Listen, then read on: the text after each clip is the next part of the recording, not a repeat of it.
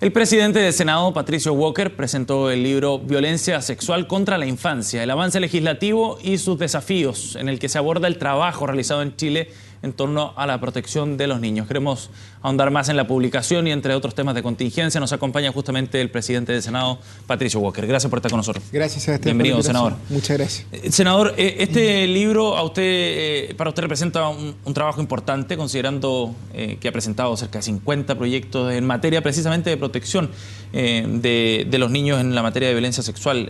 ¿Cuál es la situación actual en materia legislativa, precisamente de protección hacia la infancia en este tema tremendamente sensible?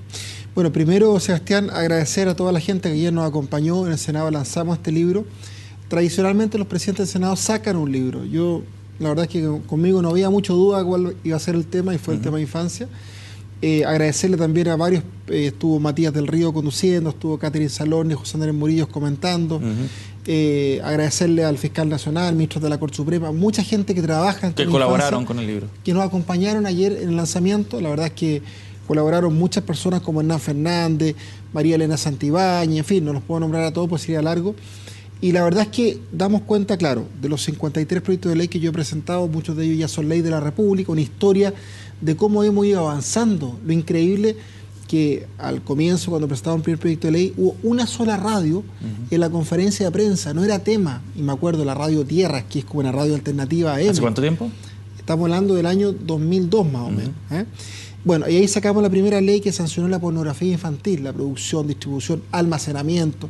Sancionamos la explotación sexual comercial infantil. Yo nunca me voy a olvidar, una vez que estaba viendo un programa de televisión, un tipo que, claro, en Barrio Suecia, iba en su auto, una niñita le ofrecía flores, bueno, la niñita subía al auto, en fin, pasaba lo que pasaba, y al tipo le tapaba la cara. Yo decía, ¿por qué le tapan la cara? Qué importante sería que se sepa. No era delito pagar por sexo con menores, hoy día es delito. Todo lo Increíble en todo caso, porque no es tanto tiempo atrás, que la legislación estaba desactualizada completamente, claro, en esta materia. Recién en el 2004 lo tenemos sancionado como delito al cliente que paga por sexo con menores. Todo lo que es el tema del grooming, del acoso sexual por internet a menores, que es un tema que ocurre mucho. La prescripción de los delitos, cuando no se denuncia de niño, porque el niño no sabe que es un delito lo que está viviendo, ahora lo puede hacer de grande. La prescripción se cuenta de los 18 años. Bueno, y podríamos hablar de muchos ejemplos, pero nos falta mucho el tema de la violencia extrafamiliar. Yo presenté un proyecto de ley, ya está aprobado por la Sala del Senado, queremos que se apruebe en particular. ¿Cuántas imágenes hemos visto de personas que golpean a adultos mayores en hogares de ancianos, sí, a niños, en algunos supermercados, algunas nanas? No hay que estigmatizar, esto es transversal. Bueno, vamos ahora a sancionar esto. Vamos el tema de las entrevistas. Hoy día un niño tiene que prestar 6, 7, 8 declaraciones en promedio por cada caso de abuso sexual. Queremos que sea una entrevista videograbada que sirva para todos los juicios. Estamos votando ese proyecto de ley. El proyecto de ley de defensor del niño ingresa por fin en enero al Senado. Muy importante que haya un defensor autónomo al gobierno de turno que levante la voz cuando no se respetan los derechos de los niños. Está el tema de la ley de garantía, que el niño sea un sujeto de derecho y no objeto político. Lo acaba de aprobar la Cámara de Diputados. Entonces, nos queda mucho para avanzar, pero lo importante es que en estos, yo diría, 12, 13 años que hemos legislado, hemos avanzado bastante. Senador, yo creo que hay pocos delitos o hechos que generen más sensibilidad y más impacto en la ciudadanía, en la opinión pública, que una violación de un menor, que la elaboración de material pornográfico, como decía usted, que casos de abusos sexuales. O sea, generan un escozor enorme y una reacción muy inmediata. ¿Las leyes están a la par, digamos, de ese impacto que generan? Se lo pregunto si es que hay efectivamente mano dura respecto a este tipo de delitos por sobre otros. A ver, yo dividiría la respuesta en dos. Al principio, este era un tema invisibilizado, era un tema que había una cierta tolerancia. Hoy día está visibilizado, hay mucho más denuncias, pero esto es una pelea de todos los días, porque la verdad es que hay redes de pederastas que intercambian pornografía infantil, que explotan sexualmente a menores, que incurren en la trata de personas. Y esas redes buscan países donde hayan vacíos legales. Antes venían muchos a Chile, decían que era un paraíso para pedofilia. ¿Ah, sí? No sé si se acuerdan de una operación que se llamaba Catedral, un gringo que se llamaba Thomas Bertinuson, que era prófugo de la justicia americana. Bueno, los tribunales lo declararon libre de cualquier responsabilidad, porque en Chile no era delito. Hoy día por lo menos hay más conciencia, hay más sanciones, subimos las penas, por ejemplo la pena del abuso sexual de las tocaciones indebidas eran hasta 5 años, hoy día son hasta 10 años, el piso de la violación subió de 3 a 5, ahora 5 a 20, pero nos falta, yo diría, más conciencia en qué, en prevención del abuso, en promoción de los derechos del niño, en una cuestión que es súper relevante, en bajar la lista de espera para los peritajes, que es el instrumento en que uno le permite probar que hubo abuso sexual, porque cuando hay abuso no hay huella, no hay rastro físico. Senador, pero en el tema de la prevención, por ejemplo, que usted mencionaba, ¿cómo se puede avanzar en eso, en este tema que parece como de sentido tan común, ¿no? De que evidentemente acá hay un hecho gravísimo. ¿Cómo se puede avanzar en la prevención de estos delitos desde la perspectiva de los delincuentes, de los pedófilos, de los pederastras, y por el otro lado también en la familia y en los propios niños? Bueno, hoy día tenemos algunas medidas de prevención que antes no teníamos, que es una de las leyes que hemos aprobado. El registro de pedófilos. Hoy día uno se puede meter al registro civil en la página web. Hay una parte, un icono que se llama registro de inhabilidades, y ahí uno puede preguntar respecto a una persona que uno quiera contratar, por ejemplo, para reforzar los conocimientos del hijo, para contratar un jardín infantil, etcétera, si ha sido o no condenado por este tipo de delito.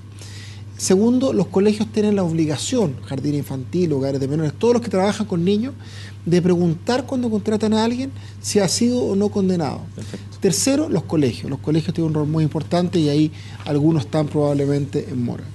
Senador, queríamos hablar de otros temas también del ámbito de la contingencia y en particular sobre la reforma laboral, que ha generado un nuevo problema para la tramitación de este proyecto para el gobierno, pero no con la oposición en este caso solamente, sino que también dentro de la nueva mayoría. Ahora el proyecto pasa a la sala del Senado.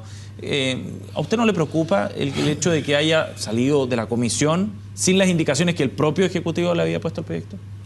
Bueno, el Ejecutivo ha anunciado que esas indicaciones las va a reponer en la sala. Sí. Muchas veces pasa que los parlamentarios presentan indicaciones, pero si el Ejecutivo sigue convencido de sus indicaciones, las puede reponer en la sala. Entonces, la última palabra va a estar en la sala del Senado y después en la sala de la Cámara de Diputados, porque si en la sala de la Cámara de Diputados no ratifica los cambios del Senado, hay una comisión mixta, conformada por 5 senadores, 5 diputados, que ellos deciden el modo de resolver las discrepancias. Pero lo que voy es que el gobierno va a insistir en indicaciones que no tienen el respaldo de buena parte de sus propios parlamentarios. Eso es un problema importante, digamos, para la tramitación y el avance del proyecto en la línea que pretende el gobierno. No es algo inusual. Eso suele pasar. La verdad es que muchas veces... ¿En aspectos fundamentales de un proyecto? Sí, la verdad es que pasa bastante. Pero lo que haga la Comisión de Trabajo, que es muy importante, por cierto, tenemos integrantes que son muy valiosos y que saben mucho de este tema, es una resolución, por así decirlo, provisoria. Claro. Porque el que define es la sala, en este caso el Senado, y por lo tanto ahí vamos a ver cuál es la realidad definitiva. Pero están divididas las fuerzas dentro de la nueva mayoría en respecto a esta posición, por ejemplo, sobre las atribuciones especiales que podría tener la empresa para hacer estas adecuaciones necesarias, como le llamó el gobierno. Hay una discusión, o sea, primero aclaremos que la nueva mayoría todos votamos a favor la reforma laboral en general, o sea, no hubo ninguno que votara en contra de la nueva mayoría. Segundo, respecto de la mejor redacción que uno puede arribar en cada uno de los temas, hay alguna diferencia. Efectivamente, algunos hemos sostenido que el derecho a huelga tiene que ser efectivo, pero eso no es incompatible con el hecho de que existe una cierta adecuación por parte del empleador para poder utilizar, entre comillas, ¿cierto?, trabajadores que no están en huelga para reemplazar a aquellos puestos de trabajo, ¿cierto?, que las personas están en huelga. Hoy día uno mira, por ejemplo, lo que está pasando con los aeropuertos, ¿cierto? Sí. Hay una discusión, algunos dicen, oye, no, pues no corresponde que la Fuerza Aérea reemplace a los funcionarios de la DGAC. Parece contradictorio que el gobierno tome esas decisiones. Claro, entonces algunos decimos, no, está bien, porque si los uniformados no reemplazan a esos funcionarios, el perjuicio sería muy grande, ¿cierto?, para los turistas, para los chilenos, para los extranjeros. Entonces, ¿cómo se producen esas adecuaciones sin afectar el derecho a huelga? No es una fórmula fácil, pero yo creo que ahí vamos a arribar a una redacción. A mí me gusta la redacción del gobierno, incluso puede ser un poquito mejor. ¿Es muy flexible o está acotada suficientemente? Lo que pasa es lo siguiente, si uno mira los países de la OCDE, a nosotros nos encanta compararnos con la OCDE. Sí, lo hacemos frecuentemente. Exactamente. Y en todos los países de la OCDE se permite las adecuaciones internas, se permiten, salvo en México, para ser preciso. Sí. Y por lo tanto no es nada del otro mundo poder establecer las facultades del empleador de poder establecer adecuaciones por turno, por jornada de trabajo, en fin. Y en ese sentido yo personalmente soy partidario de la indicación que ha presentado el gobierno. Osvaldo Andrade fue bien duro en una entrevista este fin de semana con ciertas visiones que él creía dentro de la nueva mayoría calzaban muy bien con lo que quería el empresariado. Y hacía ciertas insinuaciones respecto a que en la nueva mayoría hay fuerzas que están defendiendo la postura del empresariado en ese sentido y tomando argumentos incluso textuales, decía. ¿Usted siente que la democracia cristiana se siente aludida por esa interpelación de Osvaldo Andrade? No, a mí nunca me ¿O usted mismo también? No, a mí nunca me han gustado las caricaturas, nunca me ha gustado encasillar. A nosotros lo único que nos mueve es el bien común. Y el bien común significa el bien del todo y las partes. ¿Qué significa eso? Que nos interesa que haya empleo, que haya trabajo, que haya más oportunidades. Si uno mira lo que está pasando en Europa, en España, que tienen un 26% de desempleo, 50% de desempleo juvenil, uno dice, bueno, ¿qué es lo que queremos? ¿Ir a lo que hoy día está ocurriendo en España? Uno ve a Alemania, Italia, España, vienen de vuelta. ¿Qué significa eso? Promover empleo, pero con más equidad. Nosotros por eso votamos a favor de la reforma laboral, porque creemos que la torta se puede repartir mejor. Hay que fortalecer los derechos colectivos de los trabajadores. Ahí tenemos una deuda. Por lo tanto, en ese contexto uno se pronuncia respecto de algunas indicaciones puntuales. Y es perfectamente compatible, Sebastián, incentivar el empleo, un empleo que sea más decente, de más calidad, con que la torta se reparte de manera más equitativa. En Chile hay mucha desigualdad y en eso yo no creo que tengamos diferencias sustanciales. Sí tenemos diferencias puntuales respecto a cuáles son las mejores redacciones para lograr estos dos objetivos, que no son incompatibles. Senador Walker, muchas gracias por haber venido esta mañana. Muchas gracias. Muy amable. Que estén muy bien. Gracias. Nos vamos al corte, son las 9:31. Última pausa mañana en directo, volvemos de minuto.